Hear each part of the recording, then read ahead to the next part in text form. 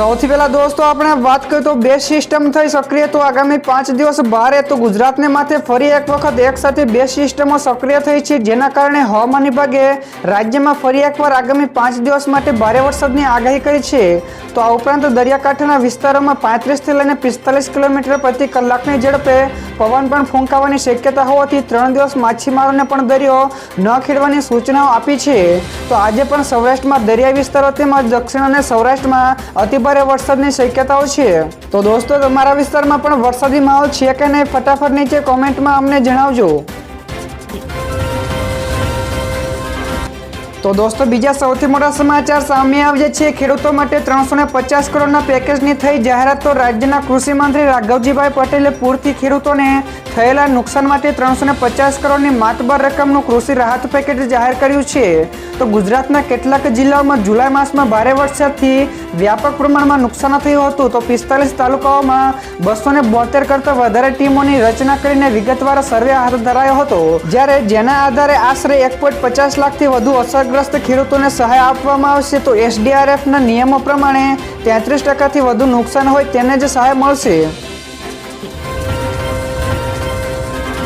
આગળ દોસ્તો વધુ એક સૌથી મોટા સમાચાર મળ્યા છે। ખંભાતમાં નીચાણવાળા વિસ્તારોમાં વરસાદી પાણી ભરાઈ ગયા છે। તો ખંભાતના અખાતમાં થઈ રહેલા સતત સક્રિય સાયક્લોનિક સર્ક્યુલેશનના કારણે હવામાન વિભાગ દ્વારા ગુજરાતમાં આગામી દિવસો માટે અતિભારે વરસાદની આગાહી આપવામાં આવી છે, જે પૈકી આણંદ જિલ્લાના ખંભાતમાં મેઘરાજાની તોફાની બેટિંગ પણ જોવા મળી હતી, જેમાં ખંભાત શહેરમાં રસ્તાઓ પર નદીઓ વહેતી હોય તેવા દ્રશ્યો પણ જોવા મળ્યા હતા। તો નીચાણવાળા વિસ્તારોમાં પણ પાણી ભરાતા લોકોને ભારે હાલાકીનો સામનો કરવો પડ્યો હતો। ત્યારબાદ દોસ્તો બીજા સૌથી મહત્વપૂર્ણ સમાચાર, રાજ્યના 46 જેટલા ગામોને કરાયા એલર્ટ। તો ચોમાસું જામતા જ અમરેલીનો સૌથી મોટો ખોડિયાર ડેમ છલકાઈ ગયો છે। તો શેત્રુંજી નદીમાં પૂર આવતા ખોડિયાર ડેમ ભરાઈ ગયો છે। તો 2 દરવાજા 1 ફૂટ ખોલીને પાણી છોડવામાં આવી રહ્યું છે। તો નીચાણવાળા વિસ્તારોને સતર્ક રહેવા માટે પણ કહેવામાં આવ્યું છે। તો અમરેલી અને ભાવનગર જિલ્લામાં કુલ 46 જેટલા ગામોને એલર્ટ કરવામાં આવ્યા છે। તો રાજ્યમાં અત્યાર સુધીમાં સરેરાશ 78% જેટલો વરસાદ નોંધાઈ ચૂક્યો છે। તો સૌથી વધારે દક્ષિણ ગુજરાતમાં સરેરાશ 90% અને સૌથી ઓછો 55% જેટલો વરસાદ ઉત્તર ગુજરાતમાં પડ્યો છે।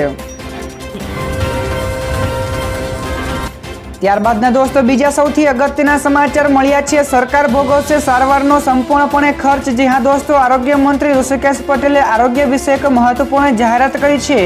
ત્યારે જે બાળકોનું સરકાર તરફથી એકવાર વિનામૂલ્યે કોકલિયર ઇમ્પ્લાન્ટ કરાયું હોય અથવા તો આ પ્રોસેસર બગડી ગયું હોય અને તેવા કિસ્સામાં કોકલિયર ઇમ્પ્લાન્ટ પ્રોસેસરને સંપૂર્ણપણે વિનામૂલ્યે બદલી આપવામાં રાજ્ય સરકારે નિર્ણય કર્યો છે।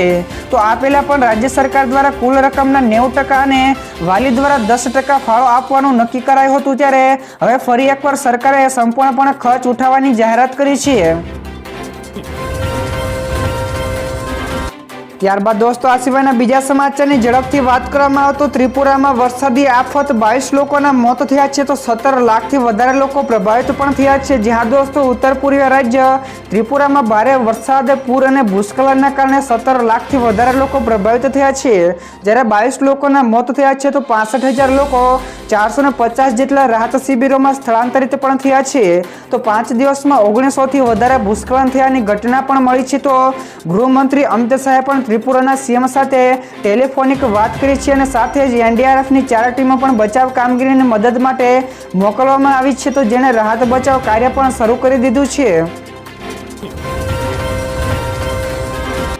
ત્યારબાદના દોસ્તો બીજા સૌથી મોટા સમાચાર સામે આવ્યા છે। ફૂડ સેફ્ટી અને સ્ટાન્ડર્ડ ઓથોરિટી ઓફ ઇન્ડિયાનું કહેવું છે કે A1 અને A2 ના દૂધના નામે વેપાર બંધ કરો। જ્યાં દોસ્તો ફૂડ સેફ્ટી અને સ્ટાન્ડર્ડ ઓથોરિટી ઓફ ઇન્ડિયા એટલે કે FSSAI ગઈકાલે ઈ-કોમર્સ કંપનીઓ સહિતના ફૂડ બિઝનેસને દૂધ અને દૂધના ઉત્પાદનના પેકેજિંગમાંથી A1 અને A2ના પ્રકારના દાવાઓને દૂર કરવા માટે કહેવાયું છે, જ્યારે FSSAIએ કહ્યું હતું કે આવા લેબલ લોકોને ગેરમાર્ગે દોરે છે, જે ફૂડ સેફ્ટી અને સ્ટાન્ડર્ડ એક્ટ 2006 ને અનુરૂપ નથી। તો કંપનીઓને પ્રિન્ટ થયેલા પેકેટ પૂરા કરવા માટે 6 મહિનાનો સમય આપ્યો છે।